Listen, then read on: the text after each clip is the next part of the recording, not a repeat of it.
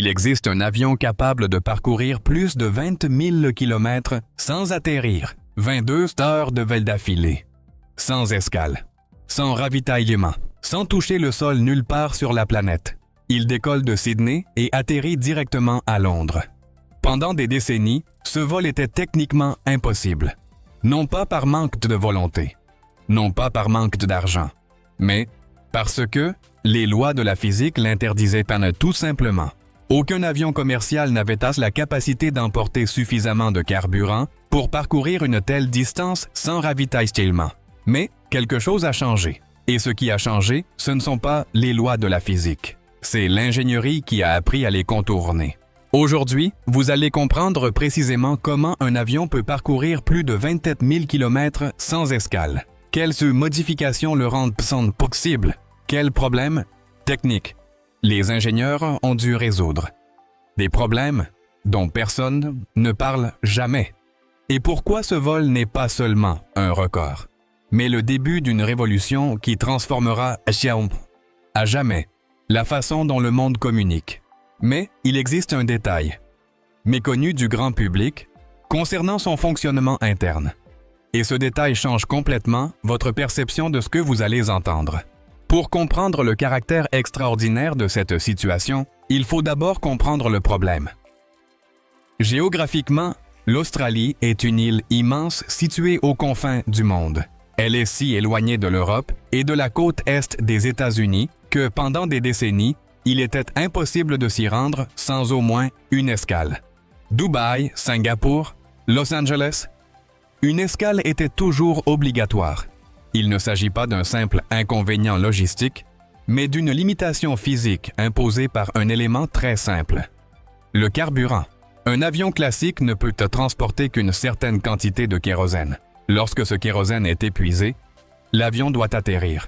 Et pendant des décennies, aucun avion au monde ne pouvait transporter suffisamment de carburant pour parcourir la distance entre l'Australie et l'Europe d'une seule traite. C'est aussi simple que cela. C'est aussi définitif. Pour y parvenir, Airbus a dû trouver de la place pour 20 000 litres de carburant supplémentaire dans un avion déjà pratiquement plein. En 2017, la compagnie aérienne australienne Qantas a décidé de lever cette limite. Elle a lancé un programme interne baptisé Project Sunrise. Ce nom n'est pas anodin. Pendant la Seconde Guerre mondiale, lors de la chute de Singapour, Qantas a exploité des hydravions Catalina, reliant l'Australie au Sri Lanka afin de maintenir la liaison avec Londres. Ces vols duraient en 33 heures.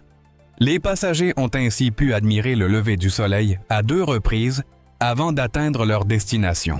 Il s'agissait d'un exploit d'endurance humaine, transposé dans le monde de l'aviation.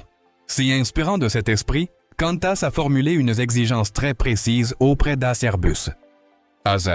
J'ai besoin d'un avion capable de parcourir 17 000 km sans escale. Sydney-Londres, Sydney-New York.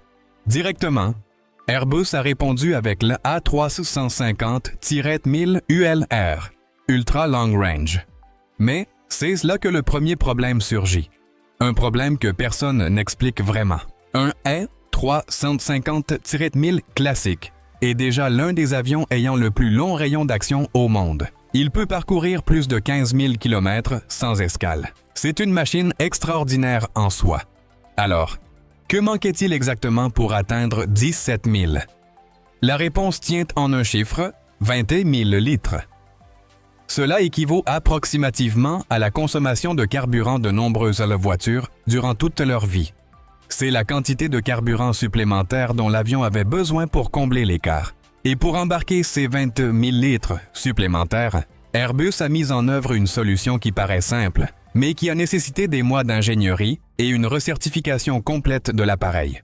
Ils ont ajouté un réservoir de carburant arrière supplémentaire, appelé RCT pour Rear Center Tank, réservoir central arrière. Il ne s'agit pas d'un réservoir externe fixé au fuselage. Il est directement intégré à la structure de l'avion, comme s'il en avait toujours fait partie. Ces 20 000 litres supplémentaires augmentent l'autonomie de près de 2000 km/h et c'est précisément ce qui manquait. Mais voici un point que presque personne ne prend en compte. 20 000 litres de kérosène. Ce n'est pas seulement du carburant. c'est aussi du poids. Cela engendre une pression structurelle supplémentaire au décollage. Le système de distribution, complètement différent, doit fonctionner parfaitement pendant 22 heures d'affilée. Et il y a un autre problème, encore plus intéressant. Et là, un problème inattendu est survenu. Ce n'était pas un problème de moteur. Ce n'était pas un problème d'aile. C'était un problème de cuisine. Un vol de 8 heures présente des exigences techniques spécifiques. Les cuisines fonctionnent pendant 8 heures. Les systèmes de climatisation maintiennent la température pendant 8 heures. Les filtres à air renouvellent l'oxygène de la cabine pendant 8 heures. Multipliez maintenant tout cela par presque 3. Et soudain, des problèmes apparaissent. Des problèmes qu'un vol classique ne rencontre jamais. Les cuisines d'un vol de 20 up et ne peuvent pas être identiques à celles d'un vol classique. Ce n'est pas un problème de capacité alimentaire, mais un problème de système de réfrigération. Sur un vol de 8 heures, ces systèmes fonctionnent correctement. En 22 heures, la charge accumulée les pousse à leurs limites, pour lesquelles ils n'ont pas été conçus. Et c'est là que l'ingénierie fait preuve d'ingéniosité. Airbus a développé un système de réfrigération de cuisine entièrement nouveau pour ce appareil. Des unités plus légères et plus efficaces, spécialement conçues pour répondre aux exigences des vols ultra-longs courriers. Le résultat? Une efficacité opérationnelle accrue et un gain de poids de 300 kg. 300 kg, qui, sur 22 ans, mesures de vol, ont un impact réel et mesurable sur la consommation totale de carburant.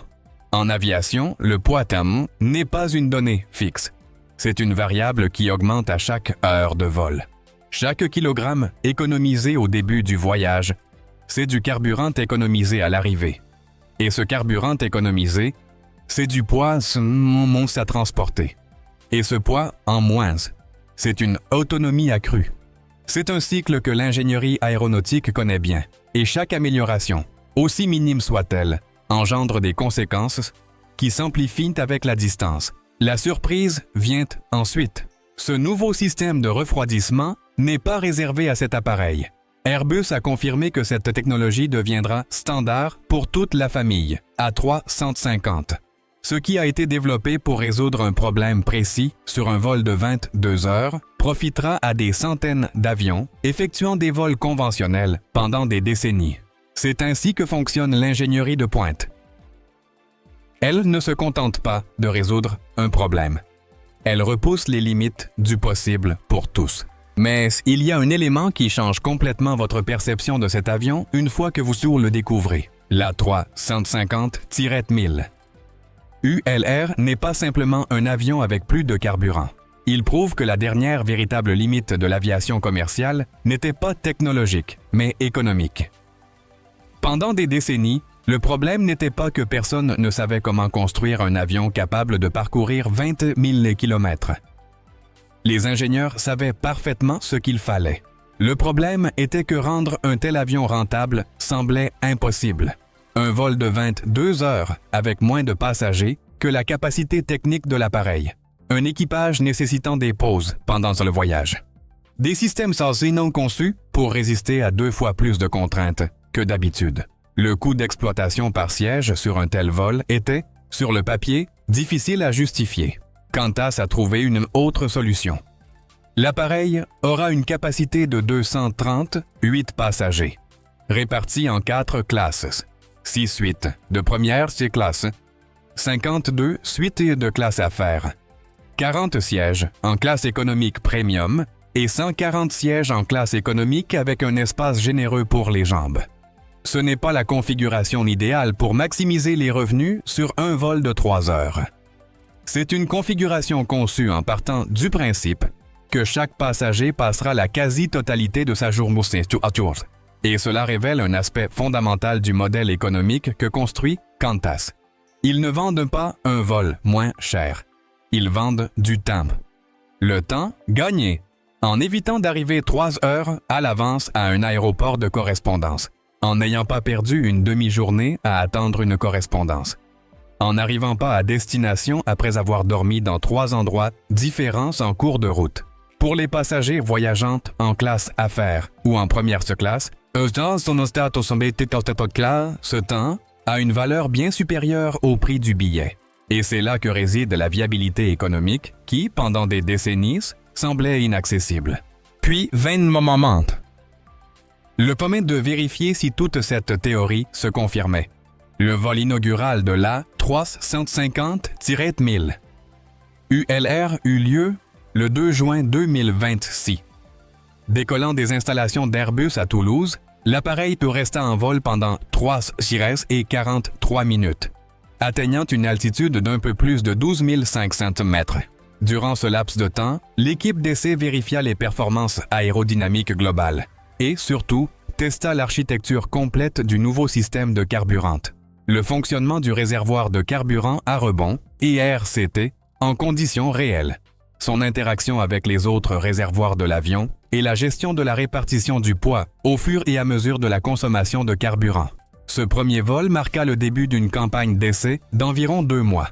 Une fois celle-ci terminée, l'appareil sera reconfiguré selon les spécifications commerciales de Qantas et le processus de certification finale pourra commencer. Le second, A350-1000 ULR, est déjà en phase d'assemblage avancé à Toulouse. Ce sera le premier appareil livré à la compagnie aérienne, la livraison étant prévue en avril 2027.